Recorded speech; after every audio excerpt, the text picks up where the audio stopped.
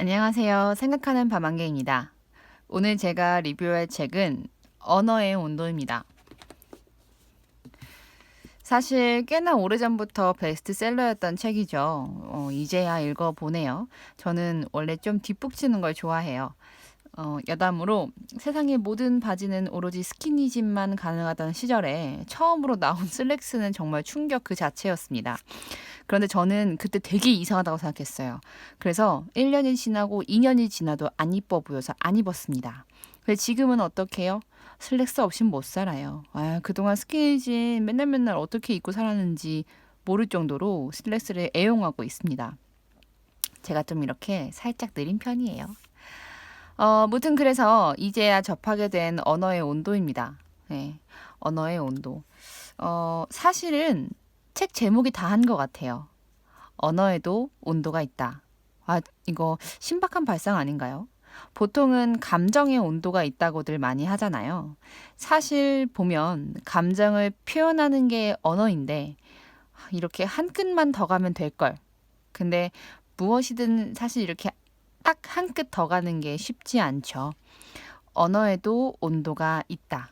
사실 이거 자체가 다 한 것 같습니다. 이 책은요, 제가 첫 동영상에서 좋은 문장을 만나면 흩뿌러진 저의 기억이 차분히 정리된다라고 말했었는데요. 그 좋은 문장은 글쓴이의 피와 살이 담긴 문장이다 라는 걸 알려주는 책이었습니다. 그때도 그래서 제가 말했잖아요. 작가님들 존경한다고. 정말로요. 작가님들 존경합니다. 말이랑 글이라는 두 가지 매체를 생활 속에 익숙한 일화로 한 번 더 생각해 보게 해주는 책이었습니다. 사실 저는 말을 업으로 하고 있는 사람인데요. 그래서 조금 더 생각하게 해주는 부분이 많았어요. 글은 굉장히 짧게 짧게 부담 없이 언제 어디서나 읽고 덮을 수 있는 에피, 생각들 이렇게 구성이 되어 있습니다. 각 장마다 저에게 따뜻하게 다가오는 온도도 있었고, 저한테 딱히 온기를 제공해주지 못하는 부분도 있었습니다. 그래도 굉장히 흥미롭게 읽었어요. 저는 단어의 어원, 이런 것도 되게 중요하거든요. 그래서 되게 중요하게 좋아하게 생각하는 편이에요. 그래서 글과 말을 대하는 시각에 대해서 흥미롭게 생각해 보며 읽은 책입니다. 지금부터 제가 공감했던 부분 몇 가지를 이야기해 볼게요. 근데 이거를 어떻게 공유할까 하다가 다소 조금 제가 직접 써봤어요.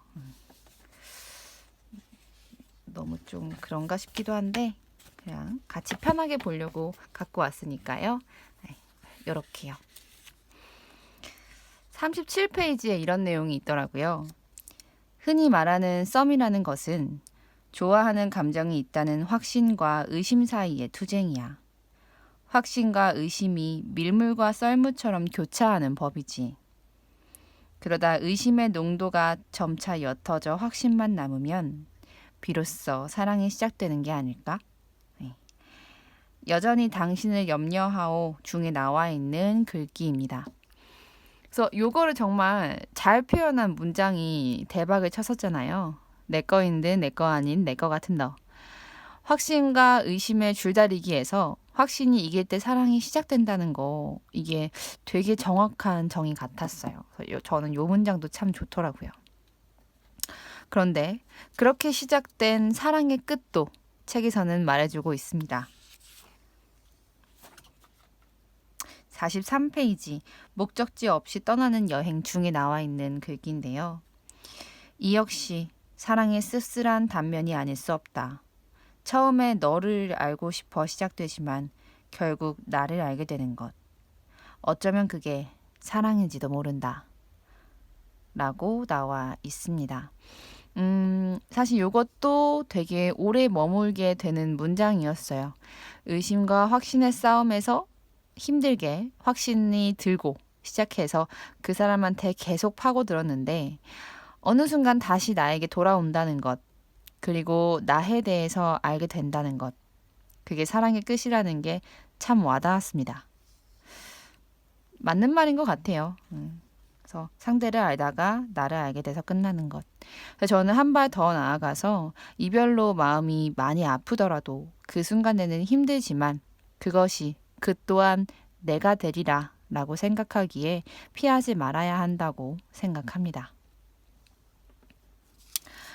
책에서는 위로에 대한 말도 있었습니다. 68페이지. 헤어짐 위에 피는 위로라는 꽃이라는 글귀 중에서요. 그들은 위로를 정지한다.